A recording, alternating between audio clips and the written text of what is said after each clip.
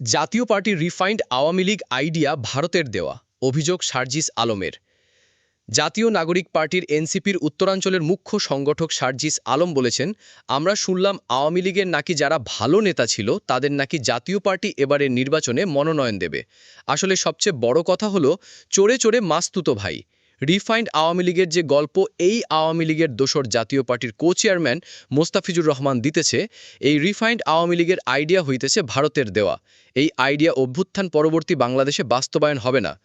আজ শনিবার সন্ধ্যার আগে পঞ্চগড় শেরেবাংলা পার্ক সংলগ্ন জেলা কুলিশ শ্রমিক ইউনিয়ন কার্যালয় কুলিশ শ্রমিকদের সঙ্গে মতবিনিময় সভা শেষে সাংবাদিকদের সঙ্গে আলাপকালে তিনি এসব কথা বলেন।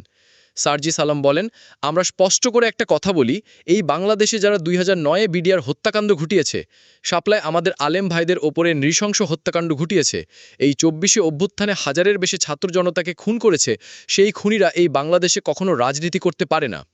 এনসিপির এই নেতা বলেন, যেভাবে আওয়ামী লীগের রাজনৈতিক বা দলীয় সব কার্যক্রম নিষিদ্ধ করা হয়েছে, আওয়ামী লীগের সবচেয়ে বড় দোসর আওয়ামী লীগের অবৈধ নির্বাচনের বৈধতা দেওয়ার চেষ্টা করা জাতীয় পার্টির কার্যক্রম একইভাবে নিষিদ্ধ ঘোষণা করতে হবে।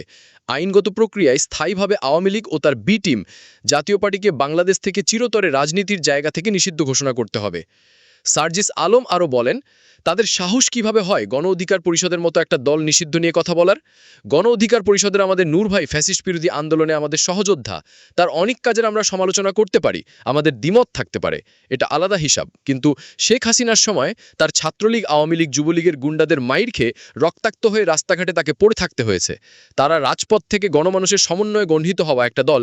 অন্তর্বর্তী সরকারের উদ্দেশ্যে সার্জিস বলেন, আপনাদের এ ধরনের ফেসিস্টদের দোসরদের প্রতি নমনীয় আচরণ আপনাদের প্রতি বাংলাদেশের মানুষের আস্থার সংকট তৈরি করছে। আপনারা শুধু একটা গতানুগতিক সরকারের দায়িত্ব পালন করার জন্য যাননি, আপনারা এতজন মানুষের জীবনের রক্তের উপর দিয়ে সংস্কার করতে গেছেন।